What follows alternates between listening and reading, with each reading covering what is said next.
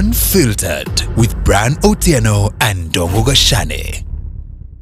Hello there and welcome to Unfiltered, the show where we strip away the noise and dive straight into the issues that matter, from politics and geopolitics to the economy and society at large. We bring you bold conversations, sharp analysis, and perspectives you won't find anywhere else. I am your host, Ndongo Gashane, and today I'm privileged to have my guest co-host, and he has a name. Of course I am. Yes, my name is Daniel Kariuki, a political affairs reporter with KTN. Yes, and I'm very glad to be here at this show, Unfiltered. It's a show that I've been following, by the way, and you're doing some good work. Asante sana. Brian Otieno. Yeah. So I'm glad to be here today, also to have the feeling and just participate also in this discussion of matters. You've said you do what? You do what with the noise? We just strip them away. And then we dive straight into the issues. That's the reason it is unfiltered. Unfiltered. I'm glad. And nothing is off the table. I'm glad, and thank you for inviting me, by the way. Sana. Today we have a guest. Yes. And my guest is a student leader from Jomo Kenyatta University of Agriculture and Technology. And I would like him to introduce himself. Yes, thank you. I said I'm a student leader from Jomo Kenyatta University of Agriculture and Technology. I go by the name Moses Nyanduga, and I'm so glad to be here. The part which you have just said, we do away with the noise, you know, and speak now truth to power. That part is not only making me happy, but at least making me, have hope. It can drive hope for the hopeless in the society. I'm so glad to be here. And talking about I love the part of truth to power. Yeah. The comrades also like saying comrades. Yes, comrades. Power. Power is a common name. It's a common name. in the university. That's nice. And talking about hope, Bwana Nyanduga. Yes. How are students coping up? And are they still hopeful that they are going to continue with their education, given that there is stalemate between the lecturers and the government? They are talking about the collective bargaining agreement. True. And they have downed their tools. How is the situation?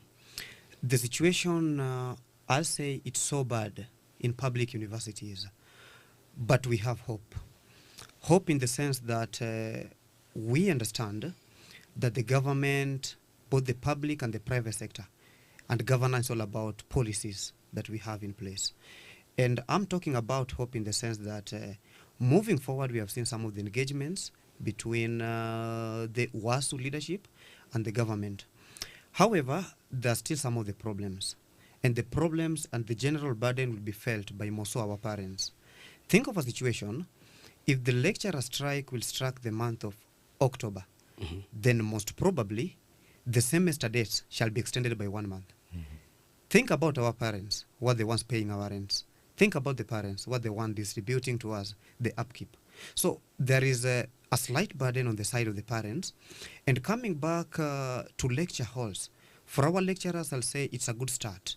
We cannot have a situation whereby you have an agreement with the government from 2017 up to now. Meanwhile, none of the agreed terms is being equally implemented. I think of a situation whereby they're speaking about the working condition, the salary increment, and I think this topic is timely. We saw the same last year. We are seeing the same this year. It's only, let me say, a foolish man who will urinate against the direction of the wind in this case. And as young people, we must just agree with this. Agree to the term that it's timely for the government now to serve this purpose once and for all. It's so painful to see that these the lecturers, and this is not only limited to the lecturers, almost when it comes to nurses, the teachers, and now you saw the Kenya Airways now authority. Also, they're also, they've given a 7-day notice. I think there must be a problem. The problem circles between the Ministry of Treasury and now the various ministries responsible. we should have an agreement, and the issue of lecturers should be solved once and for all. If it's all about the salary increment, these people are doing a great job. think of a situation, how many millions of students live along the universities, the middle colleges, the polytechnic, the vocationals. These people are doing a good job, and the government should reward them by giving them their rights. This is not something they are just demanding for falsely. It's their right. The wage is to labor. Of course, the government has said it has released like 2.4 billion to the lecturers to go back to school, or rather back to the lecture rooms. Don't you think this is maybe a sign of the government willing to negotiate with the lecturers, and maybe they should try and rethink it? I don't believe this is a sign of the government attempt to negotiate with the lecturers. When we had the same problem last year, they're always in the business. Even you saw when it comes to nurses strike, they release a certain amount of money. They tell you just go back to their work, then we'll do something after that. But at the end of the day, what happens? They'll sit there, they'll forget about your stories. So I think the government releasing 2.5 billion, as much it's a good show, I cannot downgrade it totally. But I think they should release more than that. We cannot say we don't have money to pay these people. Meanwhile, how many court cases of corruption do we have in this country? How many billions do we hear almost every month being stolen from various government ministries? So I think there is money. The circulation of money, planning, and how all these are being executed is the same problem we have. And most of the time, students have not been given an opportunity to also air their views on solutions. Because we have seen the issue of lecturers downing their tools since time immemorial. Probably, Moses, what do you think should be a long-lasting solution to ensure that we do not have this back and forth every other time? Every year we have lecturers threatening to down their tools, and even the nurses, as you put it. What do you think is the long-term solution to end this particular issue? I'll give you a Gabonese proverb among the people of West Africa, which says that the feathers of a dead eagle cannot protect you for long. And I'll say the Kenya Kwanza regime, as currently is constituted, cannot protect and execute the duties, the responsibilities, and maybe the objective of these lecturers for long. And this is the reason. You know, if you are a wise man, you have encountered the same problem more than 10 years, you must find a long-lasting solution. But a situation whereby we face the problem each and every year, but still we don't have a long-lasting solution, it tells you that the government, as much as it has within its power, the authority, the mandate, and all resources at disposal to provide a remedy for the problem, but it has failed to do so. So I'll say the only long-lasting solution we'll have in this matter is only one. Let the government sit down with the board, the leadership of WASU. Let them agree on some of the terms and let them just implement it. That's the easiest way to prevent any further escalation of the matter. You know, Gashane has said this is something that we've seen, and it's also, you've put it right, that it is across most of the institutions. Does it mean that the government most of the time comes up with these collective bargaining agreements, trying to just make sure that these people who are on strike goes back to work? And do we have another way to do these things? Because even the doctors, you always hear of collective CBA signed in 2015, being pushing to be implemented in 2021, 2022. Is it that the government uses this to try and end strikes? Yes, I'll say that is just a way the government is using to soothe these individuals. Because if you yourself, let me now put myself in the same shoe. If I were a doctor today and I demand a salary increment by maybe, let me say 30,000, then I think the only way the government can help me in this case is just let's sit down on the table, agree. If they're the ones to increase my salary by 30,000, of course in the country, as things are situated today, it's only the government which can bring a solution to this. And the only solution we have, as I recited some few minutes ago, it's only government implementing the CBA. they had signed with the WASU management. Lecturers have been complaining Yes. about CBA, about salaries, about wages.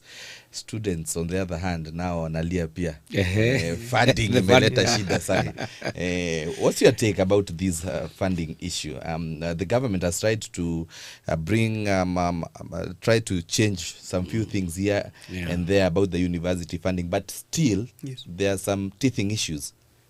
Yes, I'll say this idea was a very good idea.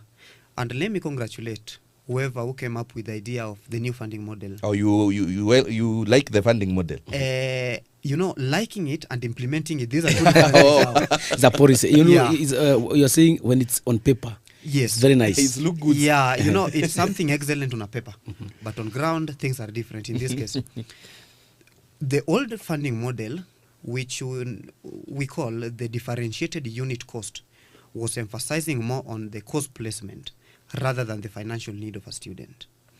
But now when we transformed from the differentiated unit cost to the new funding model, we were now emphasizing more on financial need of the student rather than the course placement.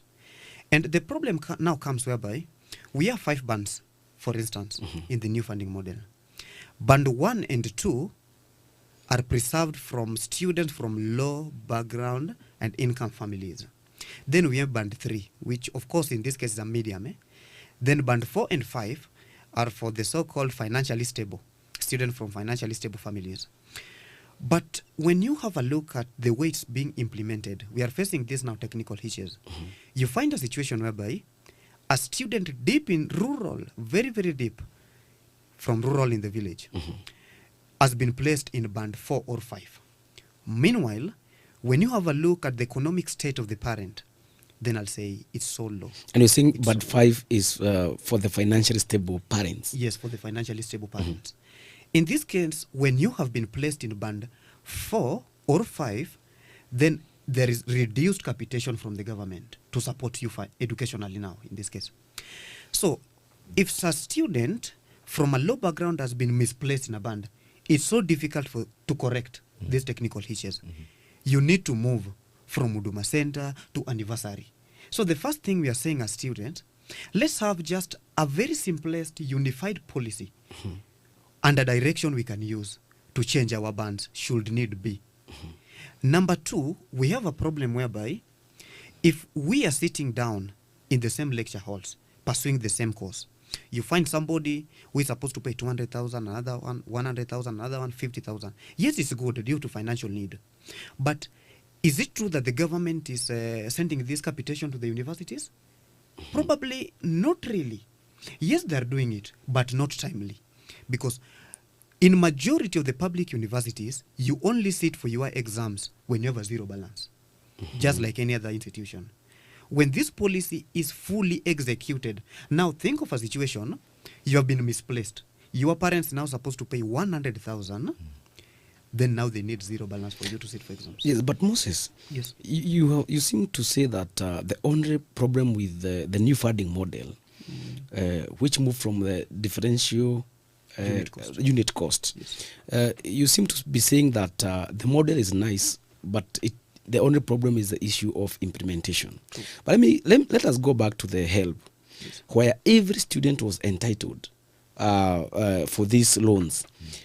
There has been concerns where some of the students believe that regardless of your financial situation, everybody is entitled to get these loans because you are going to pay. It is not that the helps they were being given help for free. You'll pay. Yes. No matter how many years. No matter how later. many years, yes. But you seem to say that, are you saying that this funding model is way better than, okay, if implemented the way it was supposed to be? Are you saying it is more way better than the help? Under still the new funding model, we still have the help inside. Yes. And this now the difference. Even for us, those who are enjoying the benefits of the differentiated unit cost, the old funding model, we do have a scholarship from the government and the help. The scholarship in this case is like a grant now. They'll support you, you won't pay. And now the help, we shall pay. But you find a situation whereby, for example, in 2023 and in 2024, many students who had applied for help in fact, never received the funds. And this is for a fact. And you had even some of the university students were demonstrating against this. So you apply for it, those 2 years. I'm not saying now in 2025. Yes. And it's not guaranteed at the same time. So, and for some of them, it was delaying. A situation whereby you'll open the school, you'll go even a whole semester. And the major victims for this case are our brothers and sisters in TVETs. Majority of the TVET, and when you have a look at the amount, in fact, they're sending us upkeep to TVET students, low amount. Think of a situation whereby 8,000, 4,000, while university students are being given 16,000 and above. So, do they mean that if you are a student studying in one of the technical colleges, then you are better financially stable than a university student? Yes. There is a problem there. Now, you say that for you to sit for an exam, Yes. you must have zero balance. True.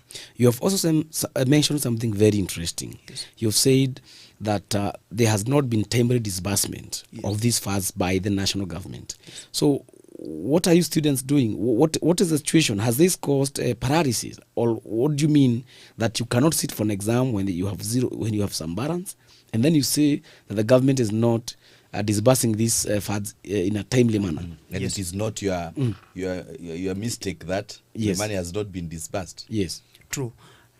For us, the students were the major victims together with our parents. For in this case, education is crippled. A situation whereby we young people, when the lecturers are on strike, you find yourself on the receiving edge.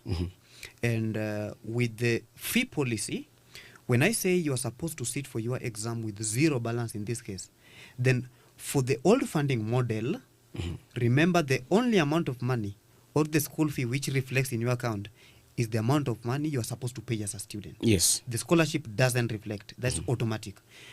And you must pay that. Have zero balance for you to sit for an exam. For the new funding model, with so many technical hitches still, there is this whereby we say the amount which is supposed to be paid by your parent, you must again clear it for you to sit for an exam.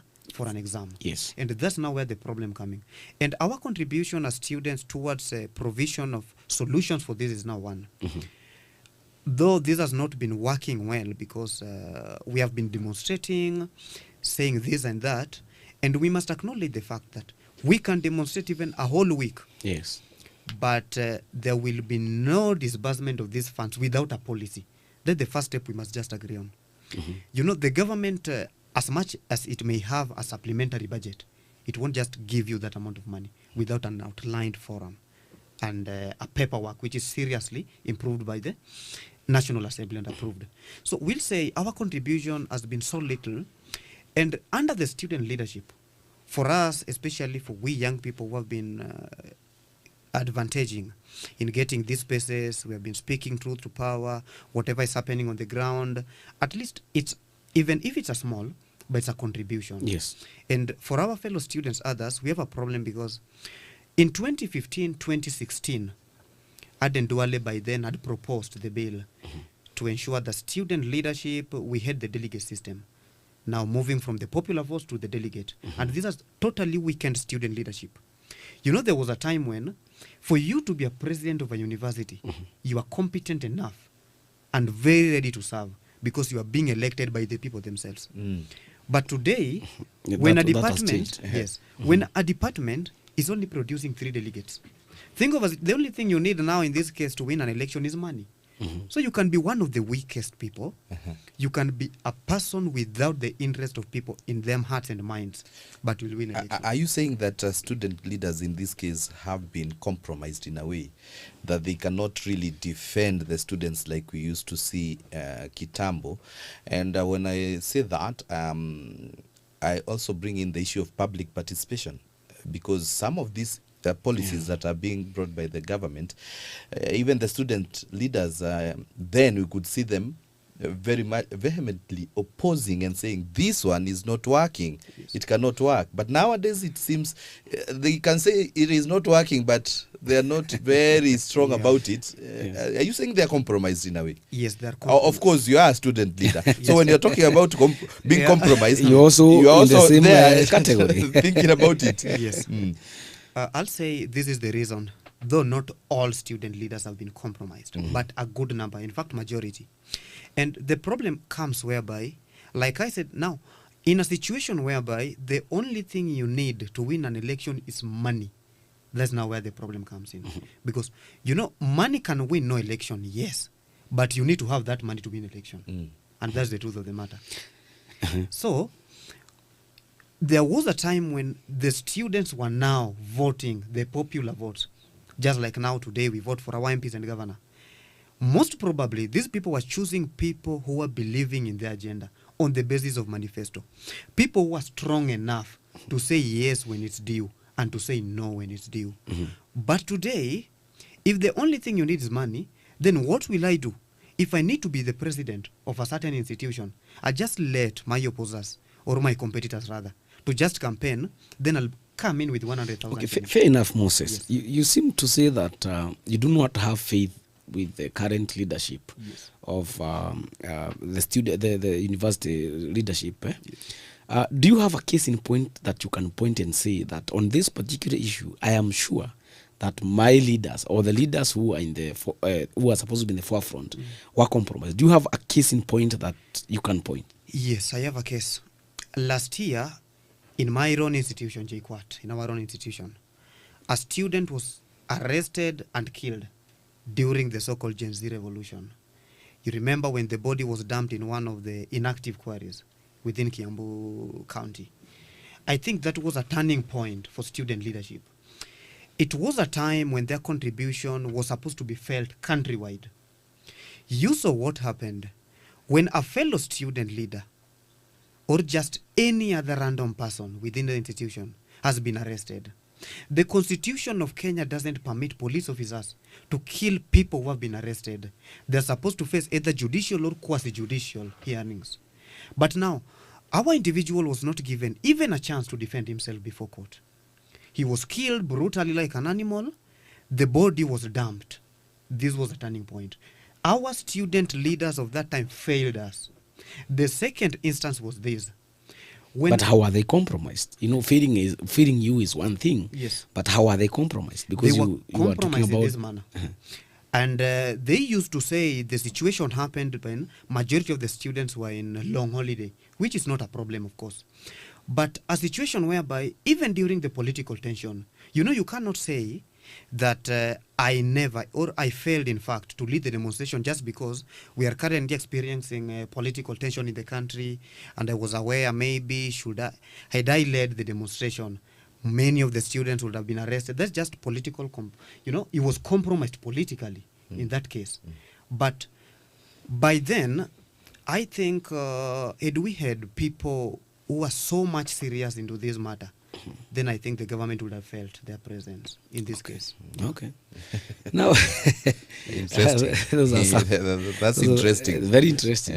Moses. And Gashane, the issue of university funding, yes, I think is just something that has really even been a fodder to the opposition and the government trying to defend it. I think they have a very big task to try and ensure that it works. Yes. Because as it stands right now, it's going to continue having a back and forth. But Moses is appreciating that there is a policy that has been brought, only that the implementation is a problem. Now, going forward, do you think this funding is going to be implemented in the right way, or should the government revert to what they used to do before? I believe my suggestion in this case is that the government should revert to the differentiated unit cost. However, I believe they won't do this. We have a kind of government which they are trying so much as a result of Gen Z revolution now, at least to soothe we young people. And I believe, should you see the government abandoning the new funding model in this critical time, then be assured then that the government is doing it for political reasons. Because they know we have millions of students in higher institutions in this country. Now they can do it for political reasons. So political reasons, you are saying ahead of 2027. They can do something, so that during campaigns they'll come and say, you had a problem of new funding model. You know, they're the ones who brought it, and then they'll come and say, you had a problem, we solved it. So they are creating a problem and solving it intentionally. For their own interest. It is actually called the messianic culture, where you pretend that you want to solve a problem that you caused. And you are really you are the one who brought it. You brought the problem so that you can present yourself as a messiah. You have talked about Gen Z revolution. Yes. And there was a time that you guys could not even let us talk. Those of us who belong to millennials, you are flooding in the streets, you are flooding in the social media. Yes. You could not let us speak here. The millennials and the baby boomers. Yes. They have taken over the country. They have taken over the country. In fact, you are telling us, you see, you guys cannot defend yourself. Let us defend yourself. But where are you? Are you fizzled? Or is it a strategy? What's happening, Bwana Moses? Muko wapi? I'll reason in these two cases. Number one is a silent strategy. Because when we took it to the streets last year, we were demanding for better education and education for all. We were demanding for access to quality medical services in the country. We were saying the government should steadfast some of the activities towards achieving the, Africa Agenda 2063 and of course Kenya Vision 2030 together with the food security. We cannot say we have been silenced intentionally and totally because whatever we were fighting for, of course none of them has been achieved.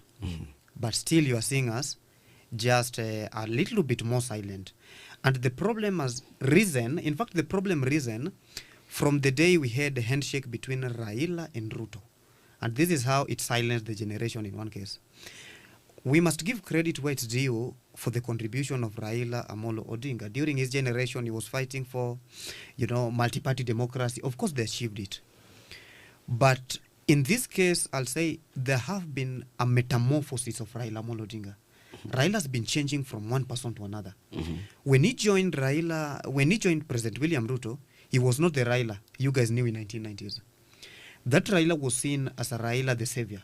But in this case, we saw him as a Raila the betrayer. That is based on the The Gen Z. Yes, the Gen Z. So of course, Raila from 2017 has been a Raila betrayer, in my own view. And this is the reason. 2017 is during President Uhuru Kenyatta's tenure. Yes. And this is how he betrayed his people at the same time. As a political leader, I don't think of a situation whereby you are one of your closest ally, who was in this case Miguna, being deported to a foreign country. For you yourself now, you are a friend to the president, you are literally saying nothing to save your man. Who risked his life by ensure you are sworn in as per your demand? 2, his supporters died. Hundreds of his supporters. And at that time, you'll see demonstration each and every time, every time on TV stations, 5 killed, 10 killed, very many arrested. He's saying nothing. I think should I be a leader today, I have supporters who are even ready to die for me. I'll protect them. Because if somebody is ready to die for you as a leader, then it means they believe in your philosophy. Now, he came back in 2024 and joined President William Ruto. And that's not our problem. But our problem is, while Raila was demonstrating in 2023, literally was speaking our language. We were talking about an end to corruption. We were talking about education matters, accountability, health, accountability, the same things. But it cannot be right that when it's NASA or Azimio demonstrating for the same reasons, then they are angels. Then if we young people took it to the streets last year for the same reasons, then we are not good people. We want to lead the country into anarchy. So I think there was a problem. But let me ask you, Moses. Yes. I'm not being a devil's advocate, but when you say that Raila Odinga betrayed the Gen Z's cause, yes, how much or how did he support it? So that when you say that the revolution is silent because Raila joined Ruto, Kwani, how was he supporting the revolution by Gen Zs? I thought this was a tribalist, leaderless movement which was not being bankrolled by the political class. I'll say as things, stand today, it will remain that the basic unit of Kenya's politics remains to be the tribe. And that is why even you see coalitions are formed not on the basis of interest or manifesto, but on the basis of tribe. So that in Swahili they say, kama uko na numbers.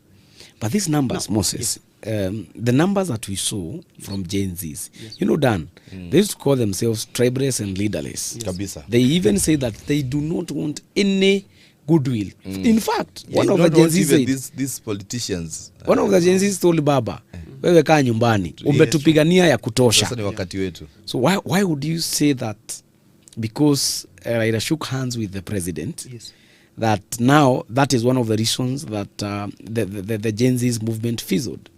Yes, this is now the reason. Raila himself controls Nyanza, to say the truth, controls a good proportion of the coastal Kenya, and still his influence can be felt in the western provinces. When Raila joined hands with President William Ruto, you find a situation whereby the Gen Z from Nyanza, now they were reluctant to join. And now they were saying, in fact, sisi tuko kwa serikali. Even today, some of them are saying, and that is the truth of the matter. Some of his supporters in the coastal region, after he joined President William Ruto, the so-called Azimio experts were now being sent to the government. Now you find Joho was being appointed as a minister. Now, his supporters in Mombasa and other coastal places were now saying, we are inside the government now. We won't demonstrate. The same happened in Kakamega. The same happened in even Homa Bay, where CS Mbadi comes from. So you find a situation where the country was now divided. And you found majority of young people from Nyanza and other parts of the country, especially where Raila himself enjoys much support from, they were now saying that those who are resisting the government, they are people from Mount Kenya. Now you see how, division on the basis of tribal line, though it's indirectly.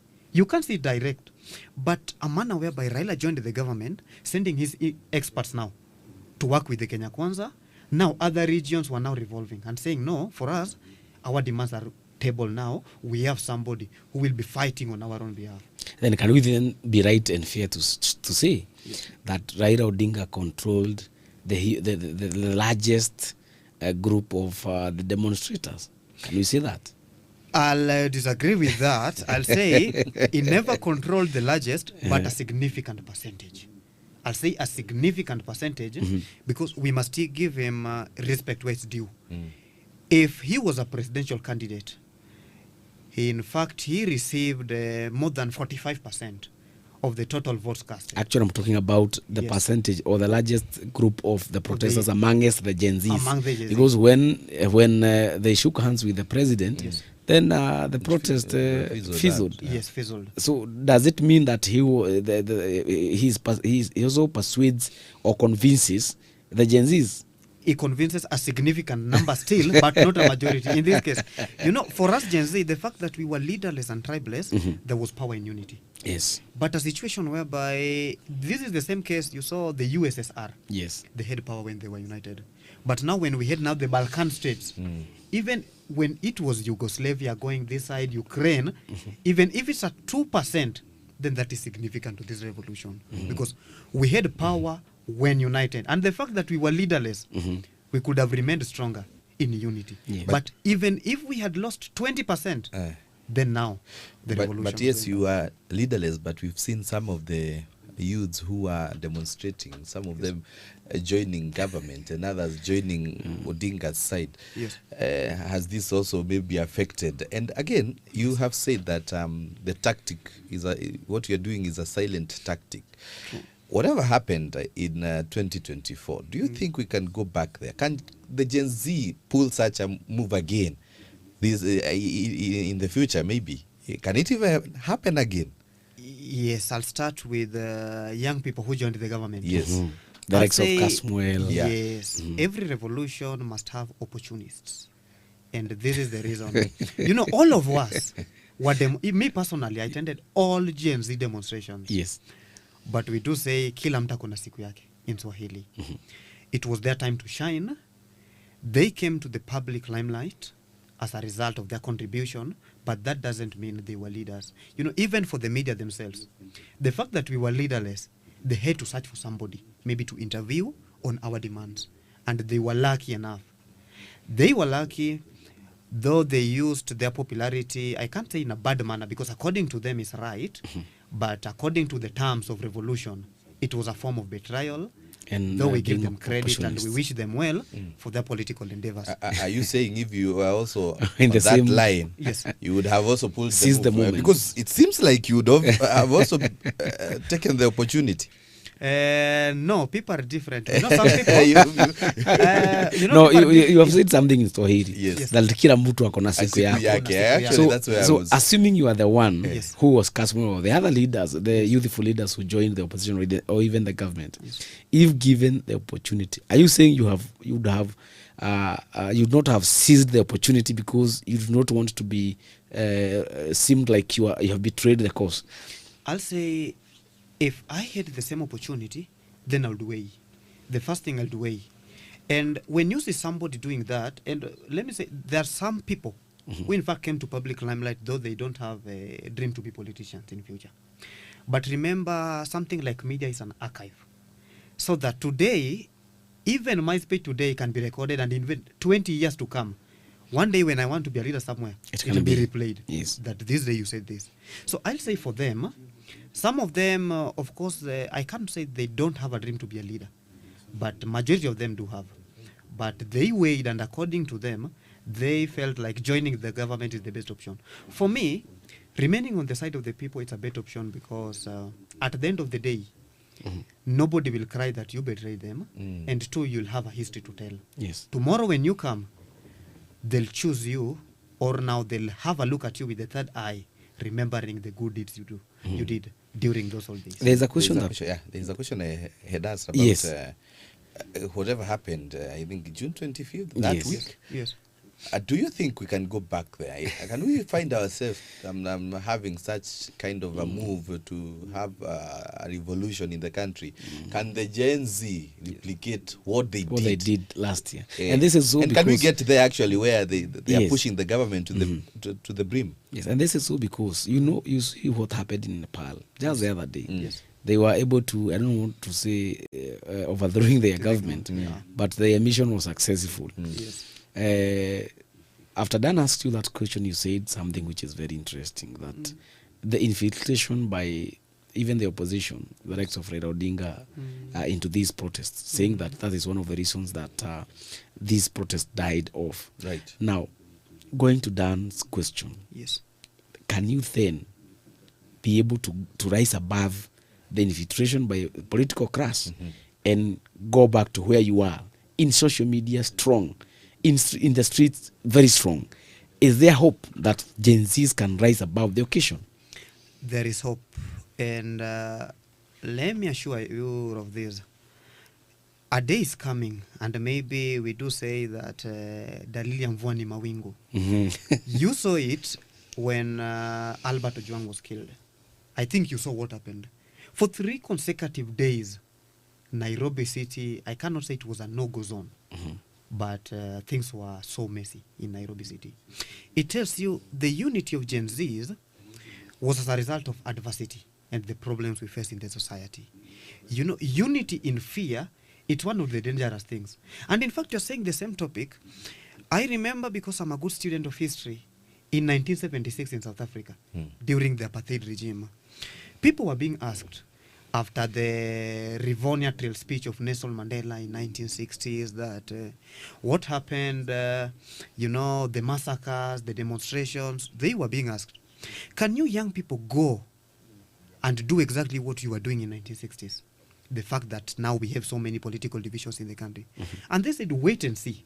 You saw what happened in 1976. Yes. Though there were some of the comrades who were killed, people like Solomon Kalushi Malango, but it shall go down in history that what happened in 25th June, it was just a symbolic shadow to the government. That anytime they try to mess up with the justice, to the rights, and maybe to the will of the people, then people can follow the same route. If that is the language they understand. Yeah. I believe the political class in this country just portrayed the story of the forest, which was once told that an axe was coming to the forest. Some of the trees were jubilating and cherishing because they saw the handle of the axe was made of wood. Little did they realize that as much as it was made of wood, this was not one of them in the forest. Mhm. So as much as some members in the society will follow the political class, a day is coming when the general public will realize these people are not there to satisfy our interests and demands. And that is a day we shall again unite in adversity. And the same might repeat itself again. And you know, Wow. it's very interesting. We are going to see if indeed it can happen, because it seems like the politicians managed to take over and they restored the politics. Yes. And that takes me to another topic about the Gen Zs and politics, because it's also something that we have realized that probably Gen Zs have not been keen with the politics of the country. Yeah. And it's something that has happened throughout, where we see Raila Odinga joining various governments that have been formed previously. And maybe Gen Z, that's the reason maybe they talked about betrayal. But in politics, it was about interest. Yeah. So let's talk about Gen Z and politics. Do you feel or do you think that they understand the politics of the country? Not that much. And let me just admit, even me, myself, I'm so much into politics, but still there is where our political schools of thought and the political dynamics in the country do not much align. A situation, you know, somebody like Raila Odinga has been in this field for several decades, people like Matiang'i. I think what we need as Gen Z is we need the so-called political role models. I think we ourselves, and before choosing this political role model who can take us through the way, you need to have a look at a character before choosing somebody, not choosing somebody and having a look at a character. So we first are supposed to choose a character, then look for that character. I'll say we don't understand that much political dynamics, because there is also that side, the real cost of politics. These politicians don't tell us. Now that you don't understand that much of politics, they keep saying that politics are local. You've had those statements. Yes.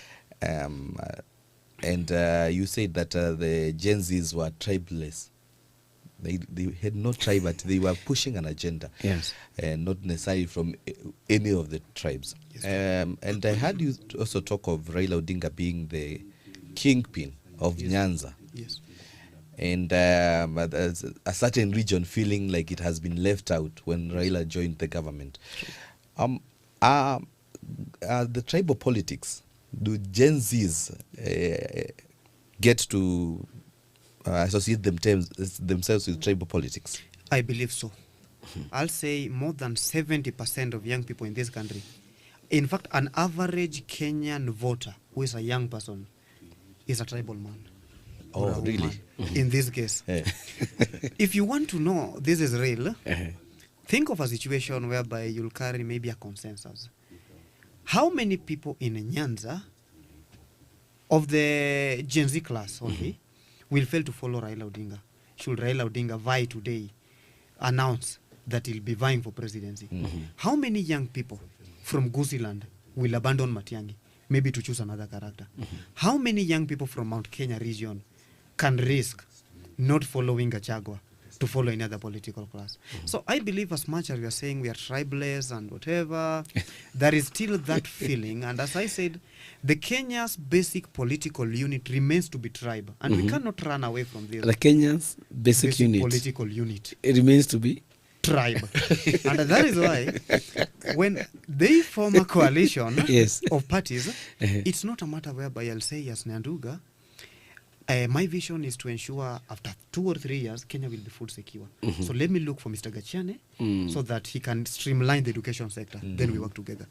It will be a game whereby I'll say, I have 2 million votes from my region. Yes. Let me look for Mr. Gachane. has He brings 3 million. Then we 5. shall win. I think that's the raw reality, and that's why the issue is called Unfiltered. Yes. Because we have a Gen Z in studio who is telling us the reality on the ground That you cannot avoid.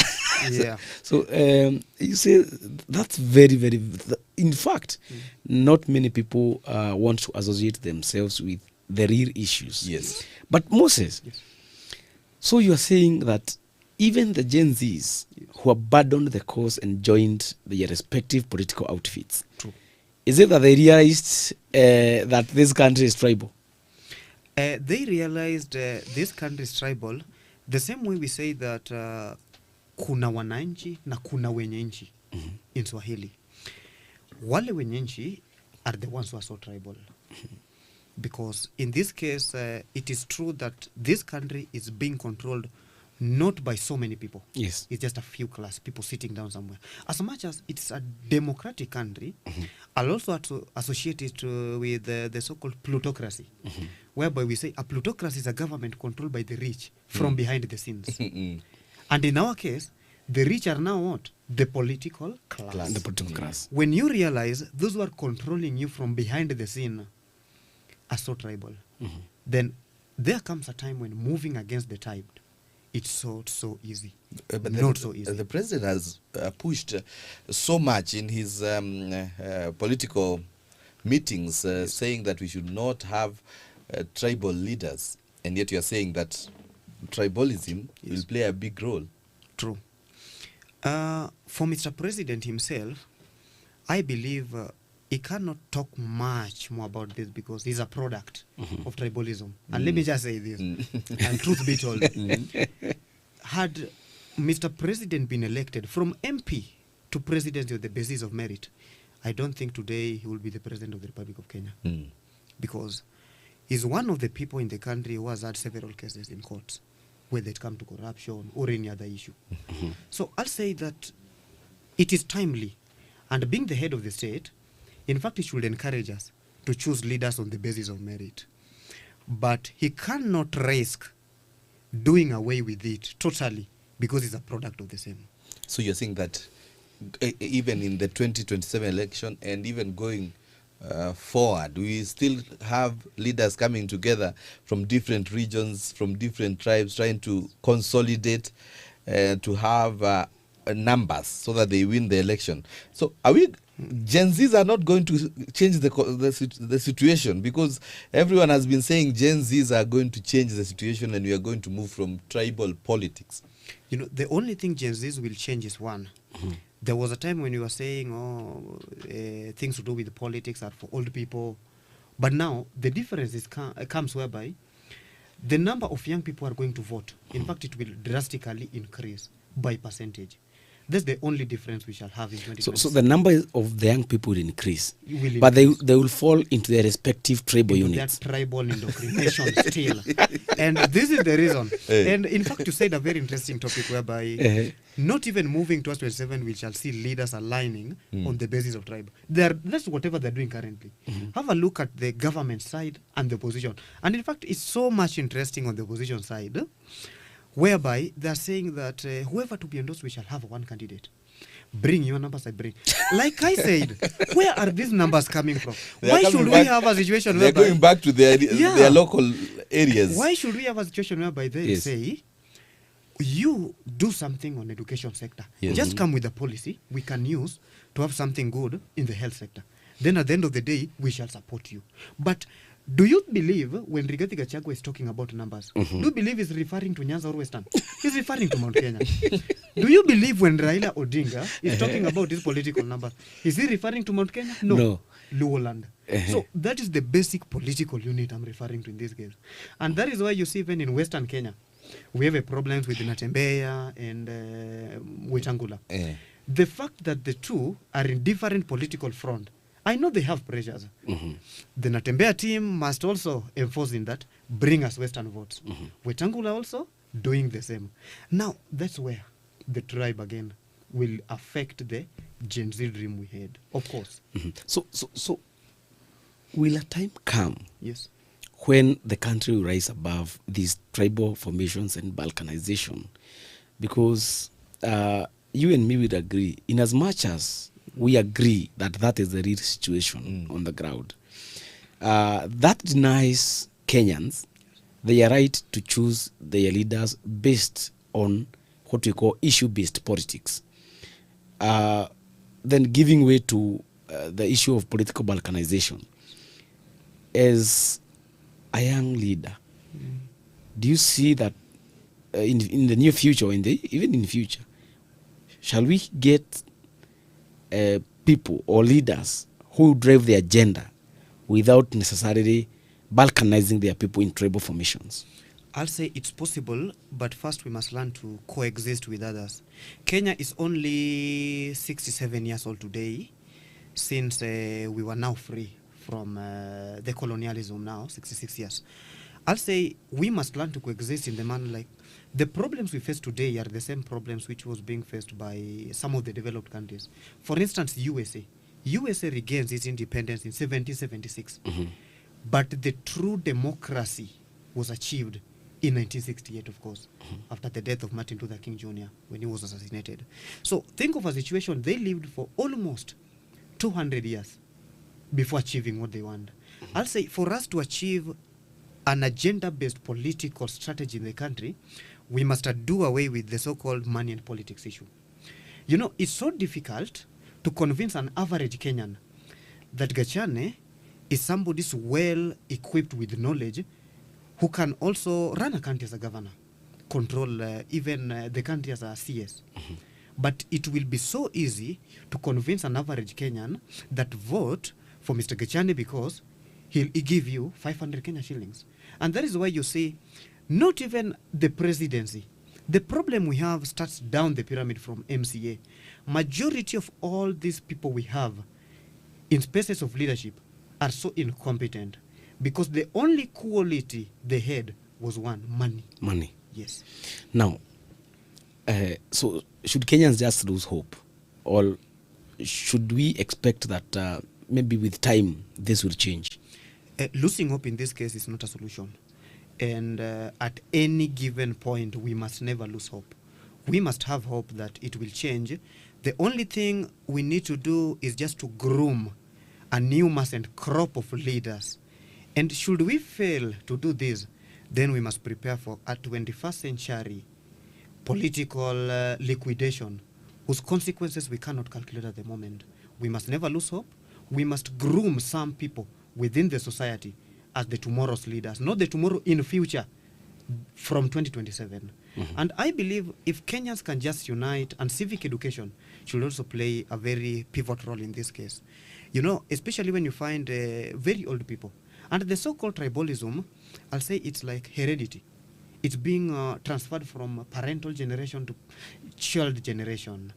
A situation whereby, you know, those who are so tribal in this country are our parents, are you millennials and you boomers. And this is the case. We grew up in a society where people from Mount Kenya region were never accepting too easy to vote Raila Odinga to be the president. We grew up in the environment when our brothers from Nyanza were in a position to do anything just to elect Raila. And that's why tribalism, we can say that, we can say it's much more orchestrated by our parents.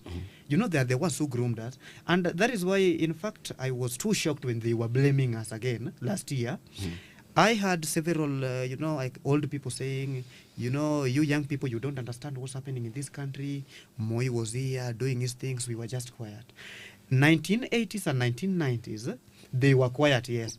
But why can't they force that? They are forcing us to be quiet because just they were quiet. That's not a reason in this case. But you went quiet. Precisely. And they actually have said it's a tactic. And are you saying, Moses, as we wrap up, that in 2042, yes, when we'll be having elections, definitely, most likely, you might be in the ballot, yes, in either of the areas, yes, not necessarily in the presidential ballot. Are you saying that we are going to also go the tribalic way? Because you've said that even the Gen Zs seem to be moving towards that direction. Yeah. As much as you're saying the millennials, the baby boomers and the others, they are the ones who are orchestrating tribalism. Yes. Also, you have said Gen Zs are also following suit. Yes. Come 2042, I'll give... Or rather elections that yes, are past that are 2042. I'll say people are learning slowly and people are changing as time goes by. So I think the rate of tribalism is reducing but slightly. For instance, the kind of tribalism we had in 2007 to 2008, election and post-election violence, yes, we won't experience it in 2027. For instance, as much as we are going still to go tribal but the percentage will drastically reduce. By 2042, I'll give it around 20 to 30% in that. You know, there are some people in this country, the more things change, the more they remain the same on their side. But for people who will embrace civic education, and people do learn in different manners. I know that some people just one day stand and say, enough is enough. Tribalism, no, let's now go this direction. So by 2042, still tribalism will be there, but it won't determine who becomes a leader in this country. I believe so. So you're saying bado utarudi kwa ground uangalie yes. Wewe ukienda kusimama. Yes. Yeah. Utasikiza uone. Utasikiza ground. Yes, utasikiza ground. Usikie inasema aje. Wonderful. Unajua atakuwa amerudi nyumbani. So definitely kusikiza ground itakuwa ni hii tunasema. But anyway, thank you Moses for coming. Yeah. Gashane, I think he's a young man who has great. Yes, the guy has a potential. The potential, and, great potential. He's also real. Yeah. You know, one of the problems we're facing in the country is that people burying their heads in the sand. But thanks so much, Moses, for coming. And that's the reason we had him Unfiltered. Yes. It was indeed he has done it. Yes. He has unfiltered it. We have actually had a very informative and very engaging session. True. And we have actually done 1 hour, if you're not there. And so thank you so much for coming, and we are looking forward to having you next time. Thank you. What you have, you have something to say, Dan, so that we can wrap up. No, I actually want to say thank you also for having me Yes. as a guest host. And I think I've learned also a lot from the young man, Yes. from JQ Art. And the future is bright, politically, and even socially. I think we are doing very well. But all said and done, thank you very much for having me also. Most welcome. And that's it for today. Let's meet next week on Thursday here at KTN. Unfiltered with Bran Otieno and Ndongo Gashane.